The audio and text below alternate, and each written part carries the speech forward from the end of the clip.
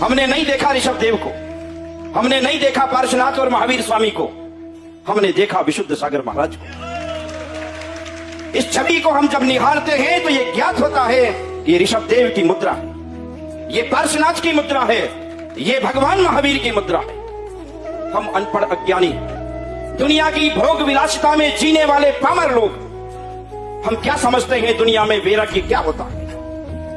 इन मुनिराजों को जब हम देखते हैं तो हमें भगवान महावीर स्वामी का वो संग नजर आता है, इनकी मुद्रा में, इनके चरित्र में वो वैराग्य की झलक नजर आती है जो चतुर्थ काल में भगवान ऋषभ देव की मुद्रा में जीती दिखाई देती है। एक संविधान ऋषभ देव ने बनाया कि दिगंबर मुनि नग्न रहेंगे, पद विहार करेंगे, शरीर पर वस्त्र नहीं होगा, केश लुंचन करेंगे, दिन में एक समय अंतराय टाल करके भोजन करेंगे, कठोर से कठोर 22 परिचय को सहन करेंगे।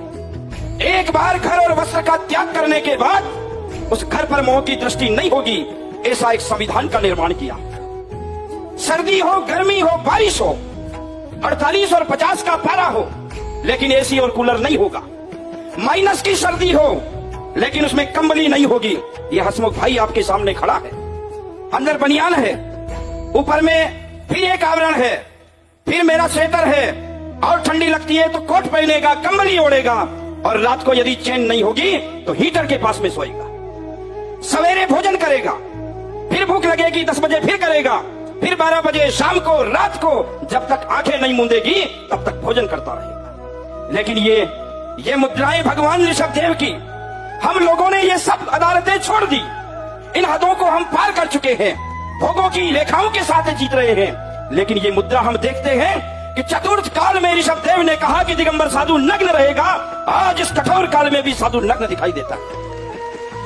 हमारी ये बोनी अंगुलियां कभी इनके सामने दिखाई देती है, ये महाराज ये करते हैं, वो महाराज वो करते हैं, इनको ऐसा नहीं करना चाहिए। हम कौन से ऋषभ देव के वकील बनकर के खड़े हुए हैं? हम तो भोगों में जीने वाले लोग हैं। हमने शास्त्र की मर्यादाओं को तोड़ दिया है, तहस नहस कर दिया है। हम तो ग्रस्त जीवन में होने लायक भी नहीं है। लेकिन ऐसे समय में ये बाल मुनि देखने पर लगता है कि जिनकी दाढ़ी और मूछ के उदय नहीं हुए, जिन्होंने भोगों की दहली पर अपना पांव नहीं रखा है और इन्हें वैराग्य हो गया है, ऐसे महान गुरुओं के आश्रय मिल चुके हैं, कल्याण के पथ पर लग गए हैं। मैं ये बात इस मंच से बढ़ोत से कहना चाहूंगा कि यदि दिगंबर जैन धर्म जीवित है तो वो हसमुख भाई जैसे पीले कपड़ों में जीवित नहीं है, ये दिगंबर मुद्रा के कारण ही जीवित है। इन्हीं के प्रभाव में ये भारतवर्ष की धरती टिकी हुई है। इसलिए आओ हम निश्चल भाव से मुनिपद की वंदना करें। जीवन में पिछी ले पाए या न ले पाए, लेकिन पिछी की अवज्ञा का शब्द हमारे मुख से कभी नहीं निकले, कभी नहीं निकले, इसका व्रत इस सभा में ले।